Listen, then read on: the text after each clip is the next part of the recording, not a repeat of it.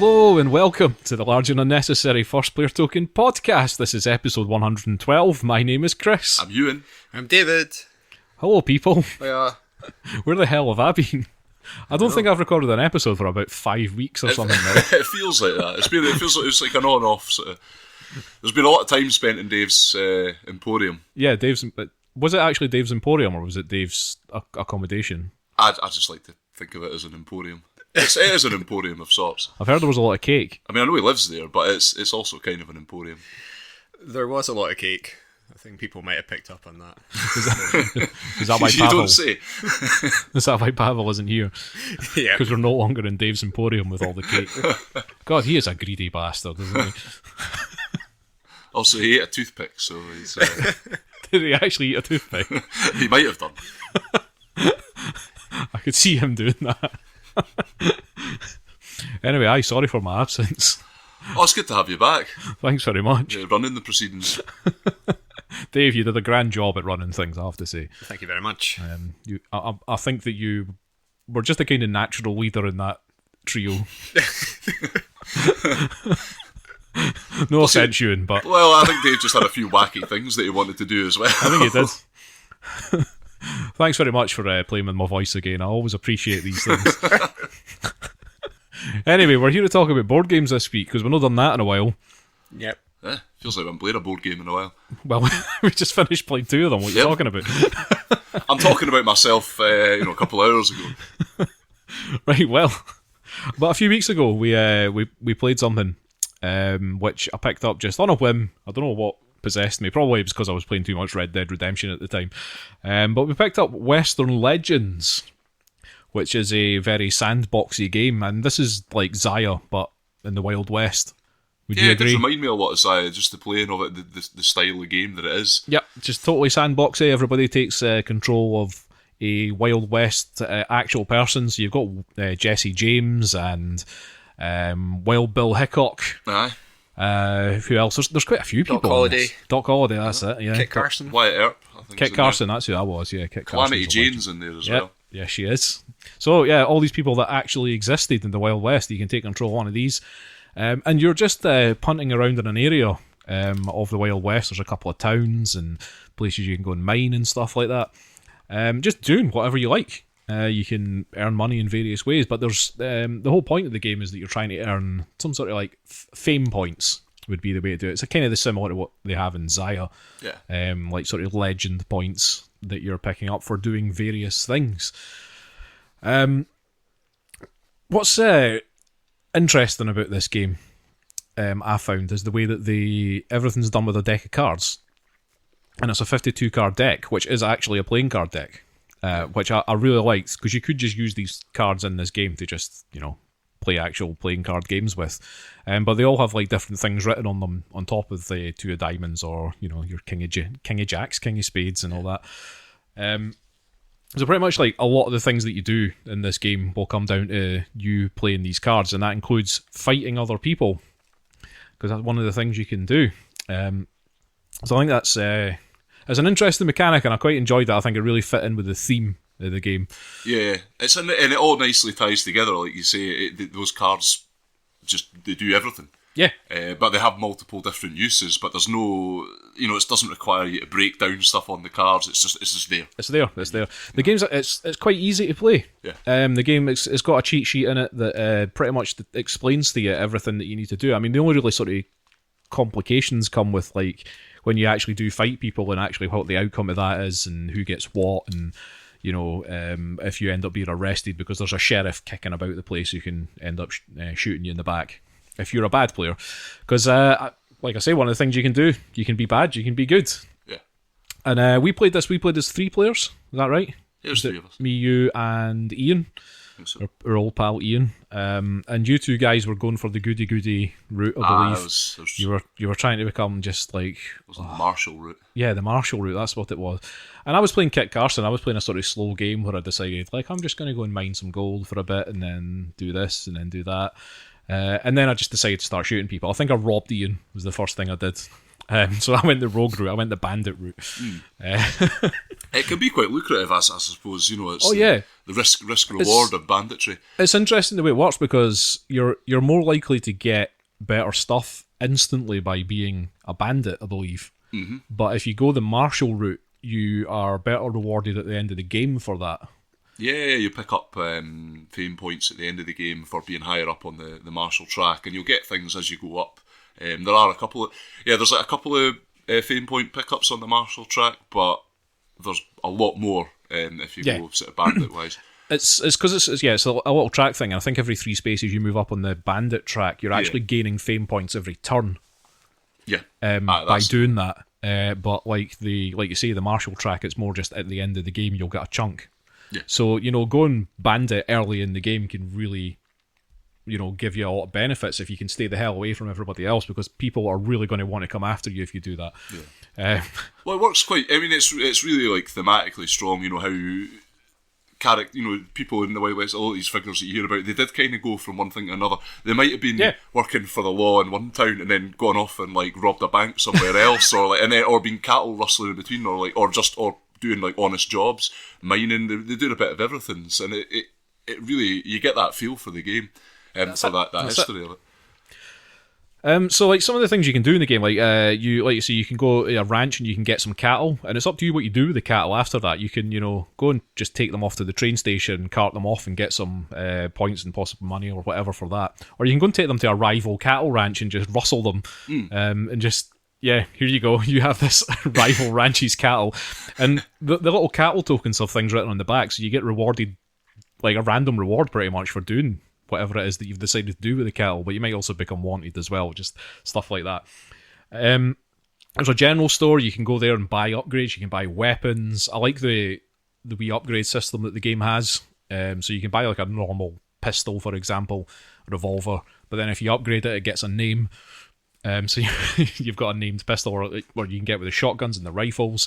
You can buy treasure maps, you can buy whiskey, things that just give you different benefits as you go through. I won't go into any details really about what those different things do, but a lot of the benefits are pretty good. You can go to the bank and deposit some of your hard-earned cash, and if you do that, you'll gain legendary points for depositing certain amounts of money, because people go, hey, he's got a lot of money. He must be a legend. And you go to the doctor's office and heal yourself. You can go to the cabaret, and gain points for spending money there. Yeah.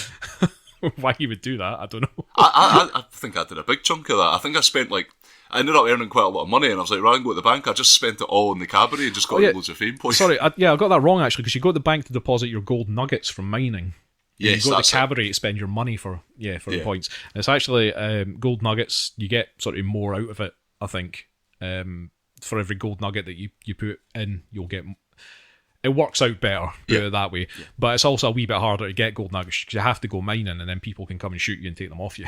So, and one of the other things, you can go to the saloon and play poker, which is a fun thing to do, because anybody that's in the town can get involved. Otherwise, you're just playing against the house, essentially. But one of the cards in the game, in your 52 card playing card deck, is a cheat card, so you can end up having 5 of a kind. winning a game that way, which reminded me of that bit in The Simpsons. 6 queens. Oh, wait a minute. 7 queens. So yeah, it's a sandboxy game, and you just chill out and do what you want with it, essentially. It's a bit more relaxed than Zaya is, I feel. Zaya's feels like a total race to do things. I mean, there is a race to do things in this as well, but it doesn't feel like you're under as much pressure. It's your approach to the game's a wee bit more independent. I find that with the way that Zaya's set up and the kind of all the sort of goals and things you do, they can be quite similar. People tend to go along the same track, but you can kind of just do your own thing. I felt, I was playing my character, and I was like, I'm going to pick up some cattle from this ranch, I'm going to drive them down to the station, I'm going to I'm going to go do a bit of mining, and then I'm going to go spend some on my hard-earned cash in the saloon.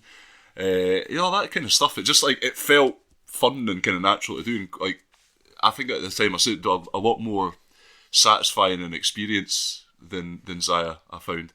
Because a lot of the time I get to a point in Zaya, or it comes to the end of the game, I want to do, and you have that a wee bit with this, but I don't know, I just felt a lot more fulfilled with the stuff that I'd done. It's definitely simpler anyway, because Zaya's got a few sort of things going on, and like I say, it is definitely a bit more of a sort of stressful sandboxy game. Yeah. Especially like one of the things I found with Zaya is that if you go last in the turn order at the beginning of the game, I feel you're already on a massive like back foot sort of thing, because just exploring things in Zaya can get you a lot of points, and if you're going last, there's not much left that you can do at that point in terms of the exploration, because people have already boosted off and gone in every direction. In this, there is no sort of exploration stuff. Everything's on the board. You just go and move to whatever locations you want to move to. Well, within reason, you've also got movement points and stuff, but you can get a horse, and that really, really boosts things for you. Yep, definitely a much more laid-back game. Yeah. Well, you never. I mean, the other thing about this as well is that because of the way that the combat works, and it is, because you're just a bunch of blokes out in the Wild West, really. Blokes or blokettes, or the odd woman. But nobody ever feels overpowered. Yeah. Because your combats you're always going to be vulnerable in. And you might have, you might be holding good cards, but you might need to use them for something before it. So you're kind of always on the move, and you're always a little bit vulnerable. Yeah, I would agree with that. I think that does make it a bit more, just kind of keeps you invested in the game a bit more when things are, not necessarily going your way. There is one thing I will say, right? There were points in this game, though, where I felt a bit like I've kind of done everything now. Like, there's not much else that I can do with this game. If you see, for a sandboxy game, I felt like maybe there could have been more options. I did think when I first started the game, I was like, oh, there's loads of stuff you can do, but then you kind of realise that a lot of this stuff is just the same stuff. I think, I'd agree with that. It's not, it's not where you've just got all these kind of different things and big board, all sort of places you can go. But there is, I think and probably this would be something that would be around in like multiple replays, particularly when you've got more people as well, so it makes it more interesting. But I think the player interactions are a big part in this game. Yeah, and they're simpler and they're kind of more fun. Where you're gambling against each other, or or you just decide to go rob somebody. Like the fights can go different ways as well, and you choose the kind. If you're going to try and murder someone, if you actually try to rob them, or if you're trying to capture a bandit, or just straight up kill them. You can have sort of different. You can go with a different approach, and it can have different effects. So I think that's kind of where the game's kind of making up. Yeah. I mean, that was kind of the reason why I decided to go down that. The bandit route, because we're just the three of us were just kind of wandering off to different parts of the board and just doing what we wanted, and I was just like, I'm not having this anymore. I'm just going to go and shoot Euan, and take his stuff off him and see how that affects the dynamics of the game. And it did, because then everybody was a bit like, oh god, like now Chris has turned rogue. Like, keeps you on your toes. But I was the same. Me turning rogue put a target on my back. So there was a few points, especially towards the end of the game, where I just ran off into the wilderness and just like, I'm off. I'm getting as far away from you guys as possible, because I don't want you to take my stuff away from me. Yeah. Because getting arrested is bad for you if you're a bandit, because you lose a bunch of your money and stuff like that. But it resets your wanted level. And all those points that you were gaining every turn are now gone. Okay. Doesn't matter how high up you were, it's completely gone. So yeah, there is an interesting wee thing there. I mean, we only played it with 3 people. I think maybe if you played it more, maybe there would be a lot more player interaction. Maybe there would be a lot less. I mean, we were rich throughout this whole game. We were rich in 3 years. Yeah, we were just mining gold. We were rustling cattle. We were gambling. We were doing all this stuff. We had no problems with money, and I think that maybe if we had more people, that would become a bit more interesting, because I think people would be going for each other a bit more and taking each other's stuff and then losing it all and all that. Yeah.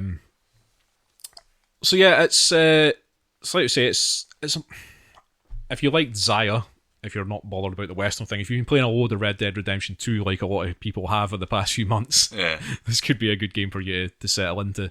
But it's not as complicated, it's not as fast paced as Zaya is. Well, not fast paced, but complex, whatever, than Zaya. But it's definitely a chilled out sandboxy game. It definitely gets the theme and the way you play the game really right.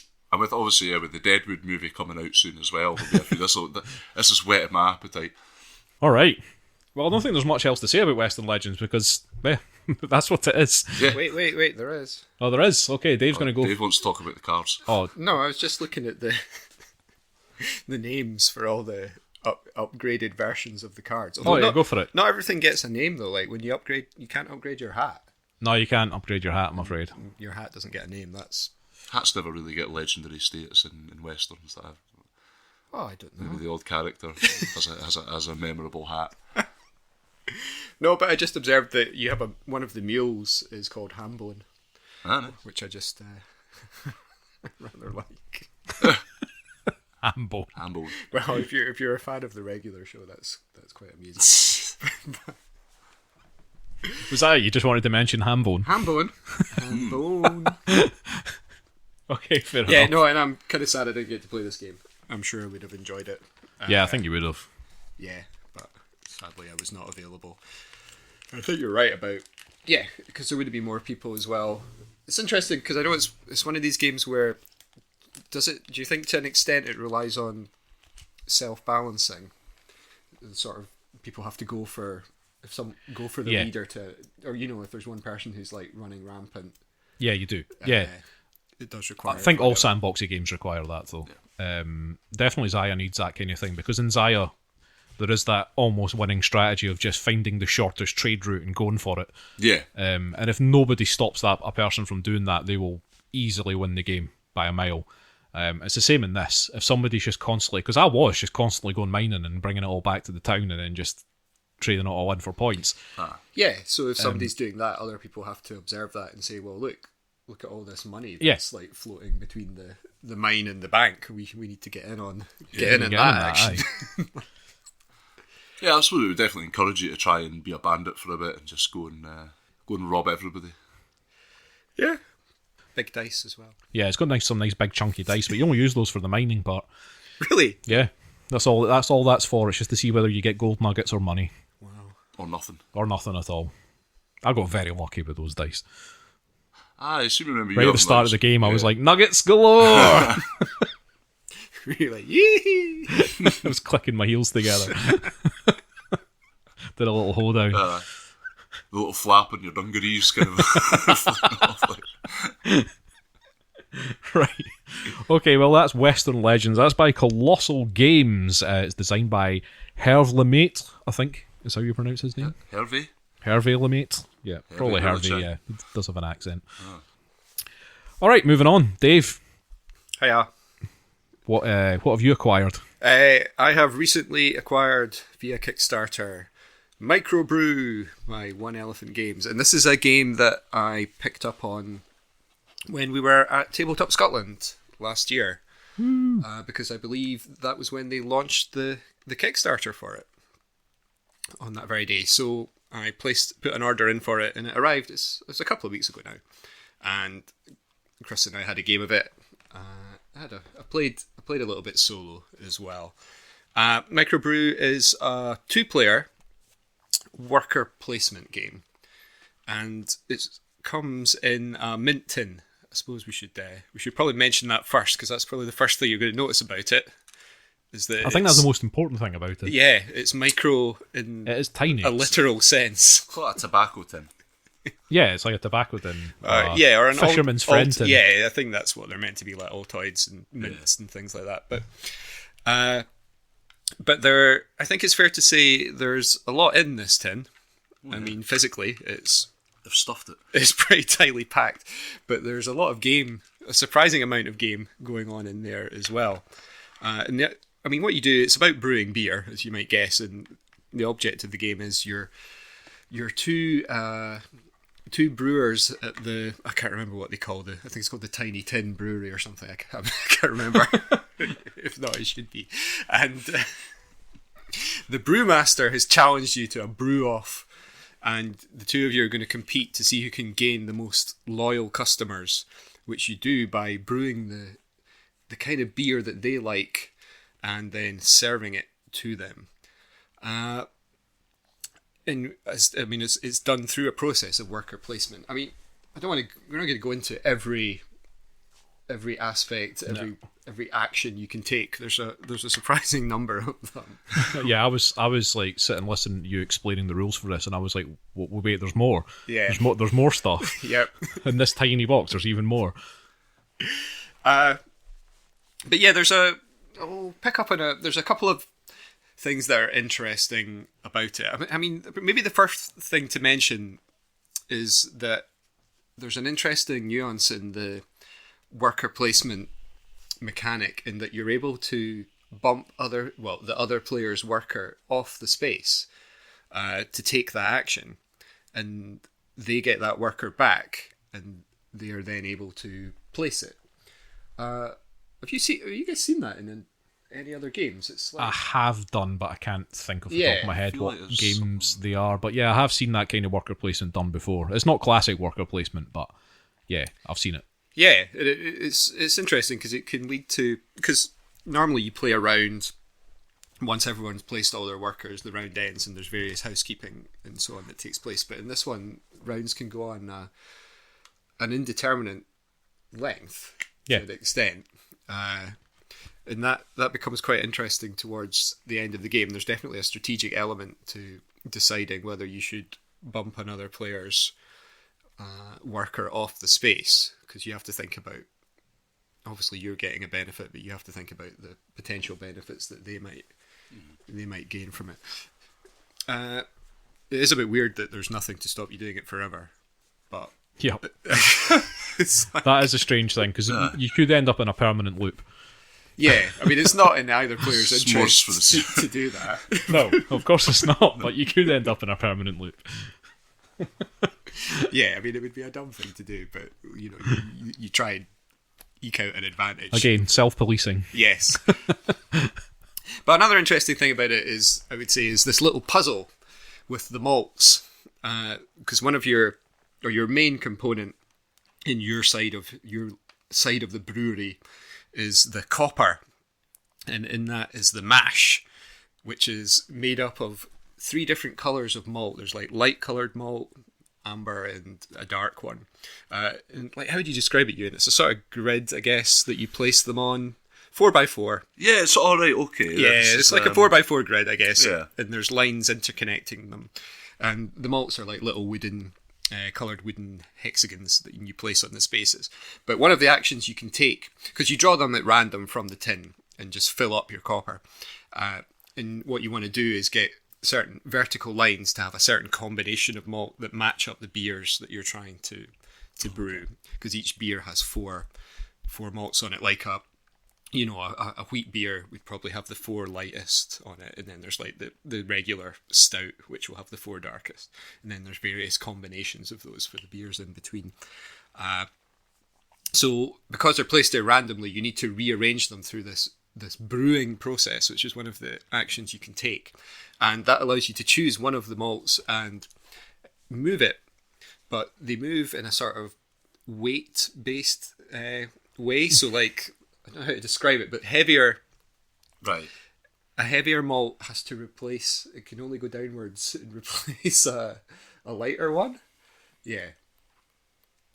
Heavier malt. So heavier malt. So like the darkest one is the heaviest, and then the orangey one is in the middle, and then the beige one is the lightest. Okay. So you could pick a light coloured malt, and you could swap it with an adjacent one, but it has to be one that's heavier than it if it's going upwards, if you see what I mean. Okay. So basically the lighter stuff gravitates towards the top, and the darker ones gravitate towards the bottom.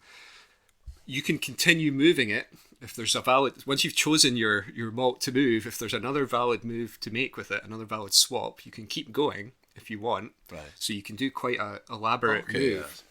Yeah. And you can use this mechanism to rearrange cleverly the 4 columns that you've got in your copper to match up the beers that you're going to make. Do you see? Can you see what I mean? So I was just looking at because obviously the columns aren't. They're not all. It's not a grid. There's it's kind of diagonals there. So I'm assuming that affects the movement and how that whole weight kind of mechanic works. That's right. Yeah. And there's also these. They're not wilds because it's very important, but there's also the hops, which could swap with any of the malts, and so you can. If you choose to move one of those when you're brewing, you can send it on like a tour almost of the whole thing, and like do a very clever rearrangement. If you spend enough time thinking about it, it is quite it can mess with your head a little bit. Yeah, definitely. You could spend a lot of time looking at this, trying to figure out how to shuffle everything about. Ideally, so that you're rearranging and maybe getting 2 columns lined up to match the beers that you're going to brew. I mean, that's assuming you've got the recipes for the beers that you want. There's various mechanisms for getting new recipes. You can upgrade your brewery. You can get an additional worker. The beers have to ferment. That's quite interesting. Once you've got the column of 4 lined up in the copper, you bottle a beer, but it's not ready to serve yet. You put your little beer token and you put the 4 malts on it, and then each time somebody takes a turn, one of those malts gets removed. That's the beer fermenting. Once they're all off, that's it, fully fermented. There's stuff for if it's mismatched, you don't have to, like, if the malts that you've put in the beer don't match the beer's recipe, it can get contaminated. Once it's fermented, you serve it to people. If it's their perfect beer, they become a loyal customer. And that's one of the ways you get loyal customers. But you can serve people beer that they don't like just to get the money. They won't become a loyal customer, but you'll get a bit of cash, which you can then spend on other things. One of the things you can spend it on is advertising, because there's another way to get loyal customers. You don't have to serve them the beer they want. You can tell them what kind of beer they want by spending money. Oh, of course. And just That's a big part of the craft brewing exercise, isn't it? You spend the money, you tell them this you don't like the beer that you think you like, this is the beer that you like, and then they go, you're right, and then they come and join you. Yeah. And I mean, there's they're not victory point cards, but like goal cards. It's like there's a common one. You have ones of your own as well. You're trying to like the customers are pretty cool. The art is pretty cool, and they have a favourite beer, and that beer has a nationality. So one of the goals is maybe to collect the home nations, as they call it. So you would want to get like England, Scotland, right. And where else is it? Ireland. Yeah, I've met this Scottish guy before, I think. that's exactly what Chris said as well. He looks like my cousin. So winning the goal cards gives you the equivalent of an extra loyal customer, and you just add up how many loyal customers each player has at the end of the game, and whoever has the most wins. And the goal cards. Yeah, the goal cards, which they count as a loyal customer if you get them as well. I mean, have I missed anything? That's kind of the gist. No, I think you have given a pretty good roundup of how that game works. Yeah, I mean, there is more, but yeah, there's more to it than that. Yeah, there's the little the manager guy that moves about the place wherever he is. And the brewmaster. The brewmaster, he just like wanders about and does things while you're playing the game, which actually can make the game easier for you. But also can... Yeah, he's in the brewery. Yeah, he's in the brewery taking up space. Yeah. And if you want to use the space he's on, then your opponent gets a bonus for it, and blah, blah, blah. Whereas, for a game that comes in a tin that size, I am very impressed by how deep it can go. For something that you can fit into your pocket, you can take it down the pub with you, and then you can wake up with it the next day, and it's lying next to your bed, next to your cold kebab, and you've not lost it. Impressive, very impressive. The chances of coming back from the pub with all of the little wooden pieces you took out there. Well, you'd have the tin at least. I'm getting bothered by that Scottish guy about what beer you're drinking. So this is a Scottish company, Dave, eh?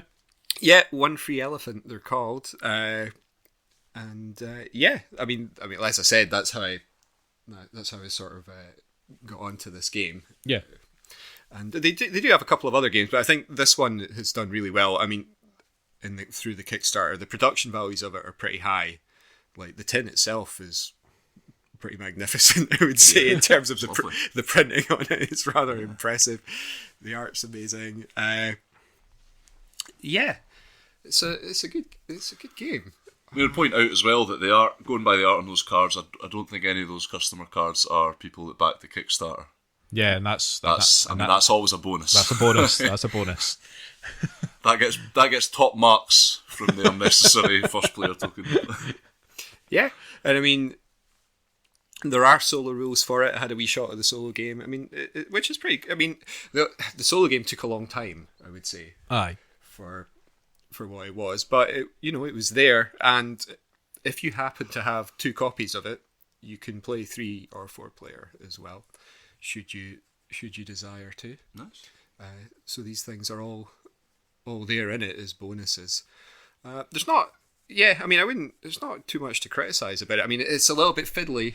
Very fiddly, I would say. Yeah, moving the little wooden pieces about in your little copper, your little brewery is tricky. There's no real easy way to do it. Well, this is But I mean, perennial board game problem. like I say, for something that's so small, fits in your pocket, you're going to expect some fiddliness. With a game that deep, anyway, there's going to be fiddliness involved in it. So I can live with that. I'm happy to live with that. Yeah, and I mean, as I was saying to Chris earlier, the game, the sort of genesis, I think, for this game was an entry in a competition to create a micro game that would fit in the mint tin. Oh. And I think they were aiming to get as much game. I definitely think that was part of it, is to try and get as much game as possible, like in terms of gameplay and physically. Well, there's a wonderful wee bit on the inside of the tin here that I was just looking at, and it tells you how to fit the tin with all the components, Yeah. so that you can actually get everything in. You do have to do it that way as well, because it's clever. Because I noticed you have to put, like, the instructions don't go in last; they have to go in before the cards, and you do actually have to do it that way because it takes account of that lip that's on the rolled lips. Push it in. That's pretty cool, actually. Yeah. Right, Yeah. so Microbrew. Yep. When did that come out? You've only just got that, haven't you? Yeah, only received it like two weeks ago. Oh, right. Is that recent? I think so. Oh, two or pretty 3 cool. weeks. Yeah, it's good. Looking forward to playing it again. I think. Hopefully do better this time. Can you remember the designers' names? It's designed by a couple, I believe, in Kennington. I can't remember. The Kennington couple. Yeah, And it's one free elephant, right? one free elephant. One Okay. free elephant. It's another Simpsons reference. Oh, you do get a there is a little wooden elephant in there as well, which you get for free. Oh, that's nice. To do. Does it fit in the tin? Yes. Right, well, thanks very much, Dave. That was a fun game. I actually really enjoyed it. For the size of it, definitely. The fun to size ratio was quite high. Okay, right, moving on. We also played today, and Euan joined us for this one, Lords of Xidit, which is a game for some reason very recently, in fact the past few months, the price of it has dropped, and I don't know what's going on there. I don't know if there's just like excess stock in some warehouse somewhere, but pretty much anywhere that you can buy this game now, I think I got this for 12 quid. Really? Yeah. Because, I don't know, because I remember when you got this, you did give me a bit of background. I've kind of forgotten all, but you were not saying that this is rated quite highly? It's not like it's a bad game, put it that way. So I don't know like what's happened, but for some reason, if you want to buy this game, now's the time to do it because it's so cheap. I don't know if this is just like if it's just in the UK or whatever, but I don't think it is. I think it's just the price of this game is so cheap everywhere now that God knows what's happened. But yeah, I picked it up for 12 quid from a website that you wouldn't buy board games off, and I can't even remember what it was, but they were selling a lot of games for very, very cheap. And in fact, this is also where I got the Android mainframe, which we're yet to play. Which I picked that up for about £8 or something on the same website. I don't know. Again, I've completely forgotten which website it was. It was that long ago. But I did look into like I think on Amazon and stuff like that, you can buy it for like 15 quid or something like that. Lords of Xidit. So there we go. Anyway, Lords of Xidit. In fact, Euan, you said that you had something to say about this game. So well, no, the thing that kept popping into my head the whole time I was playing it, just like every move, I was just sort of internally laughing at myself because I was just like, this is the most quintessential Euro game I think I've ever played. There's something about it that's just, it's like an abstraction of an abstraction. It's like it's in its soul and its core, it's a Euro game. It's a Euro game. It was, and it wasn't. it's the maximising of the efficiency thing. Yeah, It's just like baked into the game to such a ridiculous degree that I just found it comical. I mean, I wouldn't say this is the most Euro game, but I see what you're getting at. There is something abstractly weird about it. Yeah. It makes it feel very Euro. Because it's not a Euro theme game at all. Well, I mean, you can kind of... There's a bit of debate. There's no such thing. Yeah. Euro games don't have themes. Exactly. But typically, it's not something that you typically see. And I wouldn't describe it as worker placement. It doesn't have a lot because it's not. There's not, it doesn't have a lot of the things that are typical, and it is. So like, it's a programming game, Euan. Yeah, it's a programming game. But the theme is conquest. It's like it's fantasy, sort of like battling creatures and building a band of soldiers and stuff. And if somebody told you that, and then you played that game, you would be... Yeah, I think there would be a bit of a disconnect between like what your experience of it is. Yeah, that's very what true. The game actually is. Not that I'm doing the game now, because I definitely enjoyed it. Aye. But that was just the thing that I kept coming back to me. It's like there's something about this that is just so Euro, and particularly like the little things that you kept coming up against with the programming thing. Well, go and explain how this game works then. Yeah, so essentially you're one of a kind of. I'm assuming your band, your little character. You're what's called an Adrakis, I think. Adrakis, I think, is the term that they used. Yeah, I felt like there's like a lot of deep lore in this game that we maybe slightly overlooked. So I was Shellman. You were Shellman. Dave is Narrowheadman. Aye. Narrowheadman. I was sort of a shit. My was a wee sort of like metal cartoony knight thing riding a turtle. Well, there you go. Yeah. Well, my guy was literally made out of shells. Oh, right. Oh, so you were actually made of shit. Right, okay. I was on a shell. What was his mount? Oh, I can't remember. A giant crab? God, I hope so. No, it just seems to be some big lizard thing. Oh, yeah. My guy was on a sort of vaguely saurian-looking beast. Yeah, I couldn't quite work it out to begin with. It looked like sort of dog-like when I first looked at it, then realised it was more lizardy. Your guy's definitely riding a turtle. Yeah. Are we not the Lords in the title? I think we're trying to become the Lords. I think you are trying to become a Lord of the Lord of Xidit. Ah, yeah. There is a story. In fact, I'm sure that this game is set in other. The setting for this game is used in other games. I got that impression from the map where all the cities had names which play no part in the game whatsoever, and you can't even see them. They're not on the board. There are cards in this game for another game called Seasons, so I think Seasons is actually set in this world. I think I'll look that up, and I think that might be right.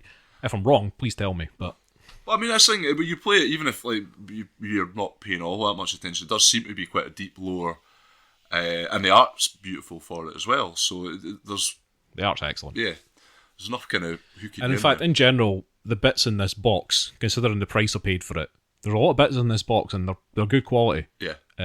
So the price does not reflect that at all. Like that there's a low price game, with some good high quality components in it. Well, I mean, as you say, the mechanics of the game are fairly simple. It is a, like you say, a programming game. You're setting out your moves, 6, and the rounds are basically years. So you're basically making 6 moves in every year. So you'll be either moving, and there's different coloured lines depending on which way you're moving. So it kind of shows you which way you're going. You take an action, so that'll either be recruiting someone to your army or fighting one of the monsters that's on the map. Yep. And you can also just take a wait action. You just do nothing. And that is basically that's all your sort of moves. Yeah, that's all that you can do in this really game. All you're doing. But it's interesting because the intricacies of the game come in trying to plan your turn. Yeah. And the way that the game works, because there's only a certain number of recruitment tiles, and so there's different cities on the board. These are the spaces you're moving between. It's just different cities, and they're numbered. And there's only certain cities that have recruitment tiles on them, and certain cities that have monsters on them, because they're numbered as well. So whatever ones get drawn, they go on top of the city of that number. And what you're trying to do is, whenever you're recruiting, there's 4 or 5 units on it, depending on how many players are in the game. But we played a 3-player game, which also involves a dummy player, and we'll get to that in a minute. But so there was 4 units on the tiles for us, And when you recruit, you always recruit the weakest unit that you can Yeah. that's in that city. And then you take those units and you have to go and fight the monsters. And fighting the monsters doesn't involve anything. It just involves you. The monsters have unit symbols on them. You have to have those specific units to kill the monster. It's set matching. Yeah, it's set matching. That's all it is. I mean, you've got these little units, and they're actual little plastic figurines. They're little small plastic figurines that look really nice, but they don't really serve much of a function. They're basically just resources that you're using. It's Euro mechanics, like you say. Yeah. They're just resources you're using to clear a tile off the board. And the intricacies of the game come in actually trying to plan your turn, because there's other people that are going about recruiting these units and fighting these monsters, and you have to sit there at the start of every programming turn where you're deciding what to do, is think about what the other people are going to do as well. Because you're like, okay, if you can only take the weakest unit out of a city, you could go to that city and think, okay, but somebody else is going to come to that city as well and try and recruit stuff, and I want to get the better unit. So I might wait and then move into the city and then recruit later on in the programming thing, in the hope that somebody else has come there and taken the weaker stuff first. But then they might be thinking the same thing. So, Aye, so you don't know who. Yeah, you don't necessarily know exactly how it's going to go. But once you've programmed everything, it's locked in anyway. So you kind of just have to make an informed judgment. And similarly, when it comes to the monsters, you can sit and think to yourself, right, well, there's a monster there, or there's a monster there, and this like that. Dave might be going in to kill this monster, but you can see which monsters are coming out next, and you can see which recruitment tiles are coming out next. So you know that if Dave kills that monster, the monster that's sitting in the next monster space is going to come into the board, and you know exactly where it's going to be. Yeah. So you can say, I'm going to sit and wait for Dave to go and kill that monster, which he's clearly going to do, but then go and kill that monster up on the board. So you can program for that. You can say, right, and I did that a couple of times during the game. In fact, I did it where I killed a monster and knew where the next monster was going to be anyway, and then I'd programmed for later in that turn to go and kill the next monster that had just come out. Yeah. So that's where the sort of game is, if you see what I mean. That's where you're actually up against other players, and that's where the planning and everything comes into it. But the other part of it is how your scoring works.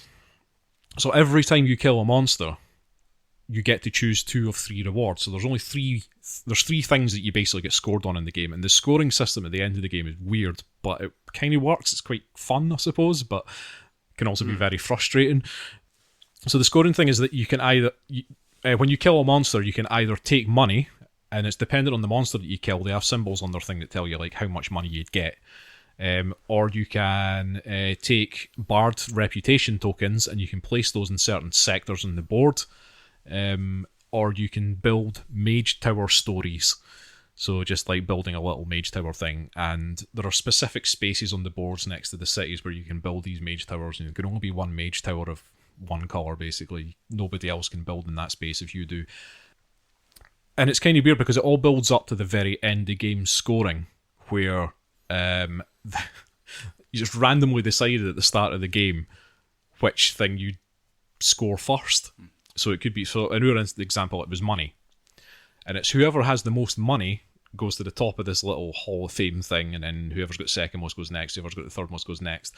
In our 3-player game, we had a dummy player, so there was actually 4 people involved. Whoever's at the bottom of that gets eliminated at the end of the game. And then you move on to the second thing, and for us it was Mage Tower, I think. Is that right? Or was it Bard tokens? Mage Tower. It was Mage Tower. So Mage Tower, so then you count up how many Mage Tower stories you have on the board, and then again, whoever's at the bottom of that gets eliminated. So when it comes down to the third scoring thing, you're down to 2 people. And then for us, it was reputation tokens was our third thing. So whoever had the most reputation tokens won the game at that point. Which makes things a bit interesting, because you can't then just only focus on one thing like you would probably do in a Euro game. In a Euro game, you would focus, like say, like Puerto Rico, you would have a building strategy, you'd have a shipping strategy or something like that. You can't really do that in this game. You have to kind of be a bit more cautious and spread your winnings around a bit more, and decide which monsters you're going to kill, because they have different rewards on them. So like oh god, I'm falling behind in Mage Tower stories. This monster gives me 4 Mage Tower stories, so I'm going to go for that one. That's where your sort of strategy comes in. It seems a bit complicated, but it's actually quite simple to play, because all you're doing is programming, and all you can really do is move and take actions, and that's it. So actually the game didn't take that long, did it? No. No. It was pretty brisk. Yeah. It's quite. I mean, that's like, because it is so simple, and it kind of. I think that's maybe to its advantage, because if it was a laborious game, I think it would be really unenjoyable. It's such a simple game that you would be kind of like, you'd be sick of it. Whereas even though you're not really, there's not lots of options in what you're doing, the game keeps driving you forward, and you're kind of. I've sort of felt invested in moving my guy around, building up the army and stuff. And yeah, like you say, the kind of the scoring or the winning of it is kind of it's done in such an odd way. Yeah. But I mean, that's deliberate. It's so that people don't just focus on one thing. Yeah. Because if you only focus on one thing, you're going to get eliminated. Yeah, I do that, and I think that's like it gives you that feeling as well. You are always kind of competing within the game, and you're kind of, the thing I would find interesting to see is playing with multiple players. Yeah. Or more than 3, so you don't have the dummy player in.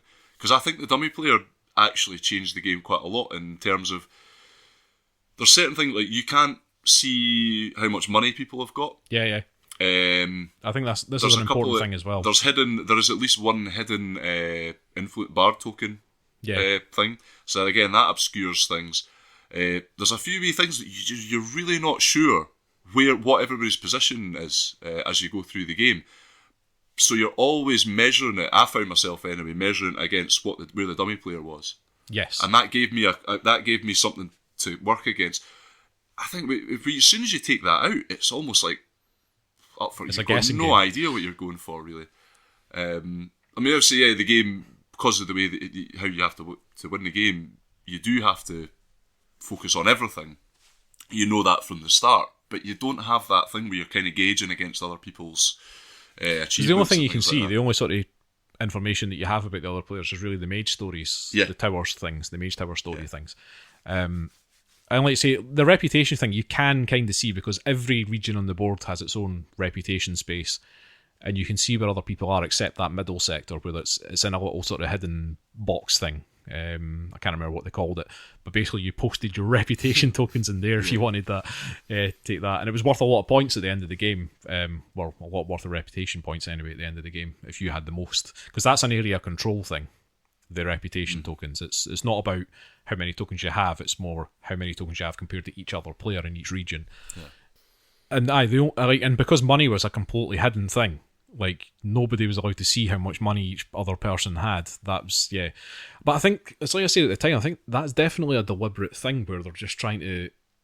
They've basically made that a point of tension. Yeah. So that you have no idea. Like, because money was the first thing on our...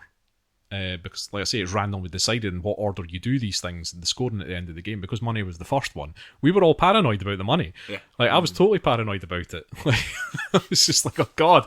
Every time I kill a monster, I was like, God, I have to take money. Because, like, and because of the dummy player, anytime somebody kills a monster, you get to move the dummy player's score up a little bit more. And Dave kept moving the gold one up. I noticed. To the point where it was getting ridiculous, and I was just like, oh no! Dave must have loads of cash. Yeah.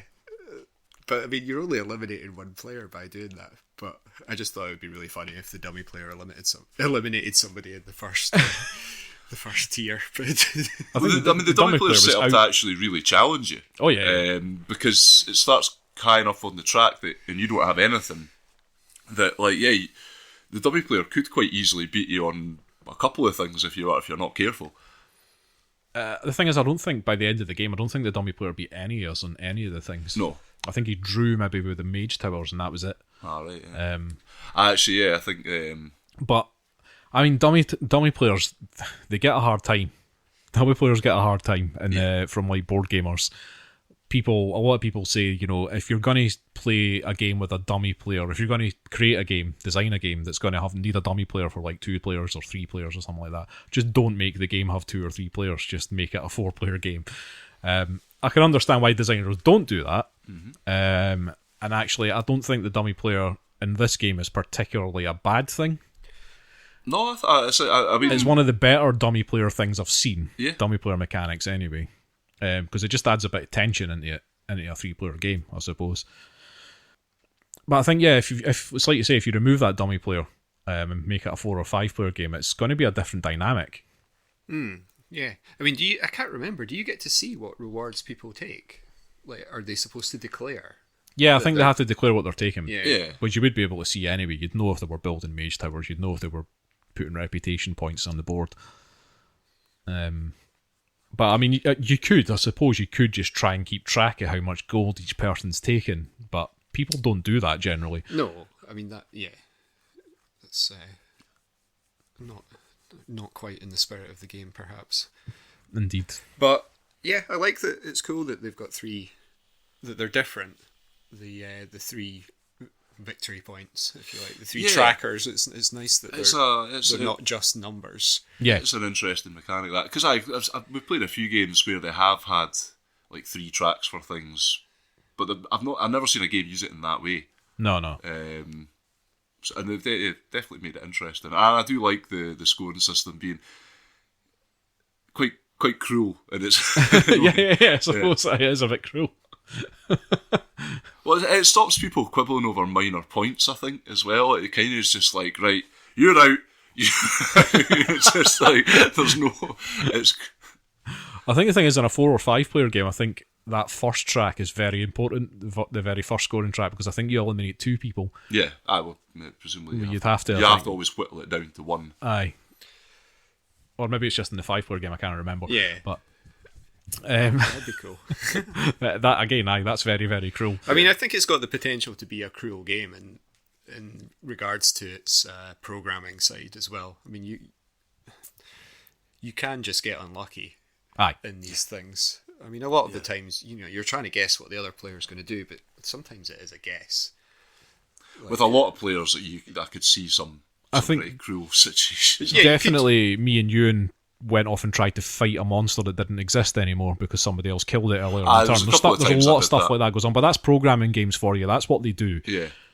It's like, I think there was a couple of times I went for it, but it was kind of, I was programming with some idea that probably someone was going to go for it, but I didn't have, I was like, well, what else am I going to do at this point? I've only got a couple of moves here.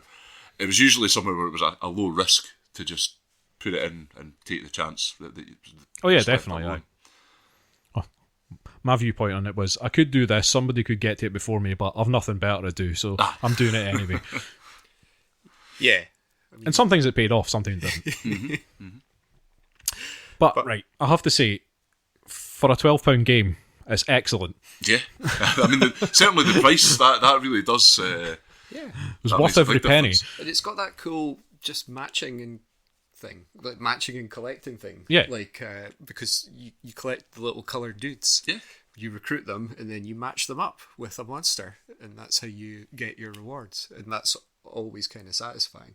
Yeah. And I like that the rewards in this are not like Lords of Waterdeep or other games where the rewards are more of the resources, which I just find really weird.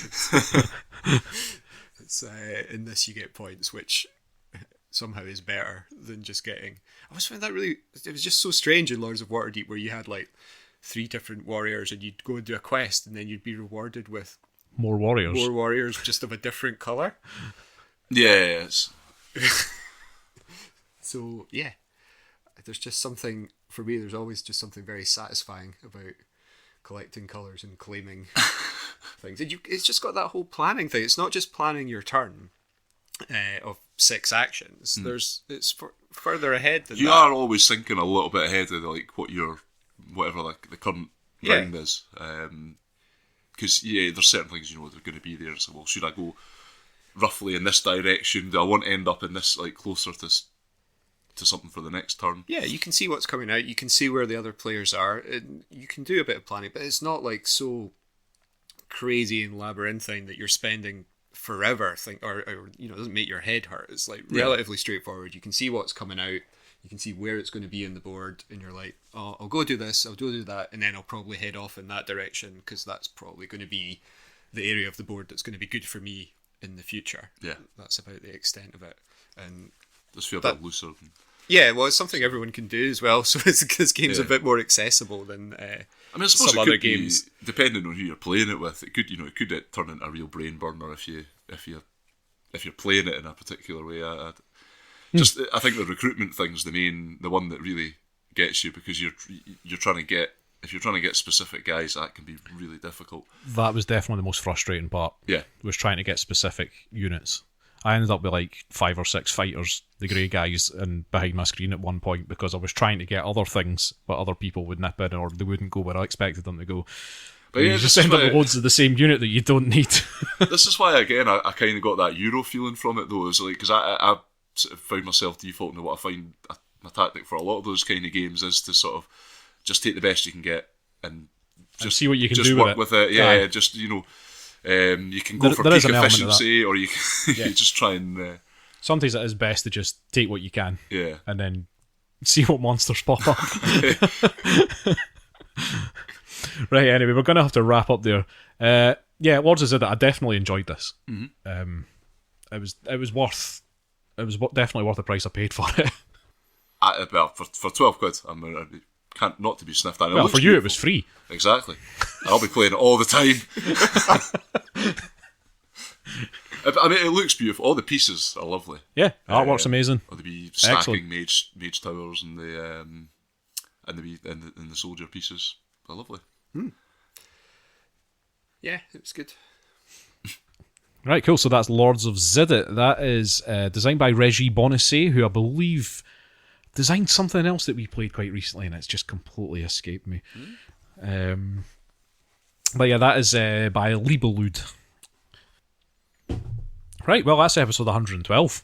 Well done, boys. Yeah. Well done. We got there. Huh? Yep.